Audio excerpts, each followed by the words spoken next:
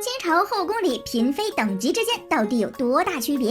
清朝作为一个等级制度很严格的朝代，不管你身在何方，都逃离不了被分成3、6、9等的情况，就连后宫里的娘娘们都不能免俗。只是呀，这些等级之间到底有什么区别呢？咱们今儿就来展开说说这些一字之差的位分之间到底差了多少吧。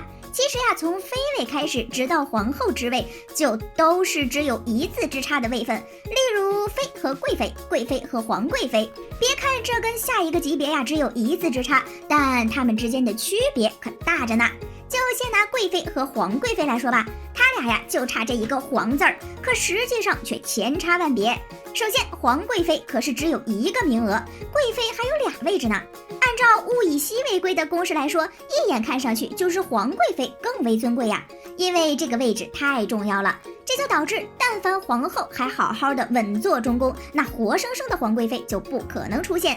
只有那些已经去世或者快要去世的人才会被封为皇贵妃。清朝那么老些皇帝，只有顺治帝犯过这个错误。所以呀，清朝那些真能在身体健康的时候享受到皇贵妃待遇的人，可真是珍稀物种呀。在现代来说，皇贵妃出现的概率大概就等于你彩票中奖的几率。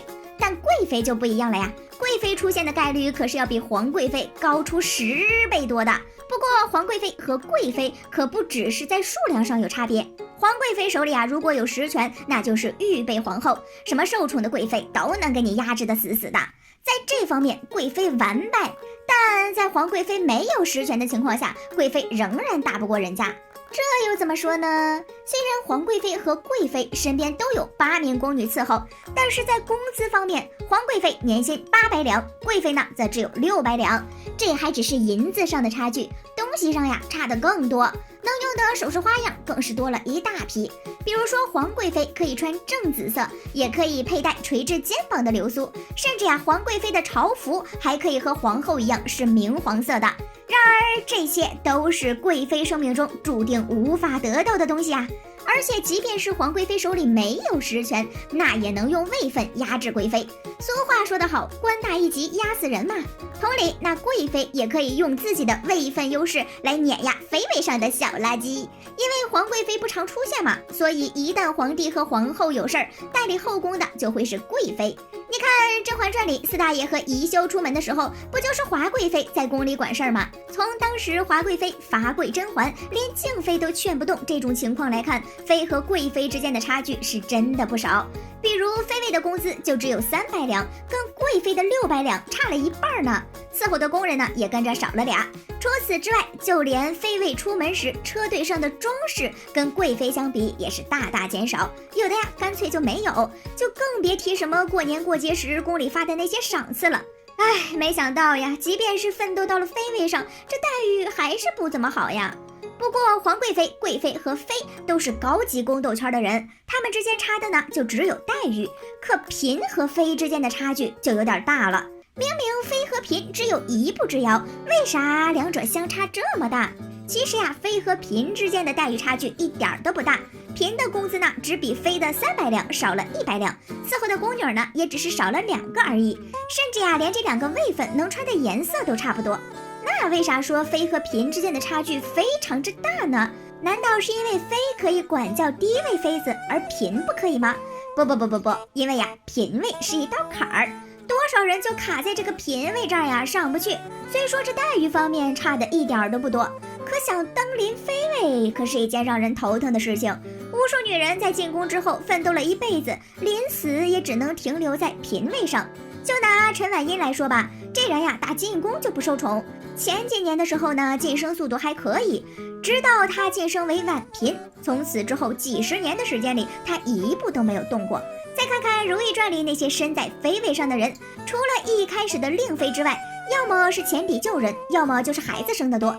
虽然妃位以上的那些贵妃、皇贵妃之位也同样很难升上去，但像这种高位靠的是资历。就像我们刚刚说过的陈婉英，她呢就是由于活的时间太长，最后呀熬到了贵太妃，也就是贵妃的位子上。可嫔位和妃位的差距是孩子，也是宠爱，又或者呀是利用价值。能靠资历熬上去的人，多数呀都是熬了几十年。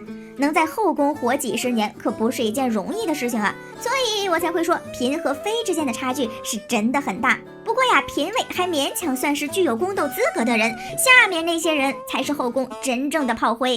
影视剧中难得的贵人位分，竟然廉价到满宫都是。在影视剧当中，谁要是能当个贵人，那在后宫大小也是个人物呀。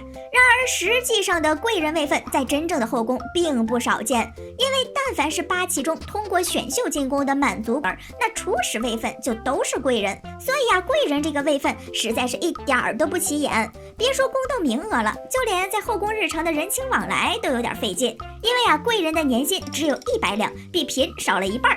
伺候的宫女呢，也比人家少了俩，而且啊，贵人就连宫殿都不能独占一个，要和别人一起住。大部分的贵人呢，还都不是一宫主位，所以啊，贵人就只是一个寄人篱下的小可怜儿罢了。唯一令人感到欣慰的就是呢，贵人除了黄、红、紫、蓝这几个颜色之外呢，其他颜色都可以用，而且是正色。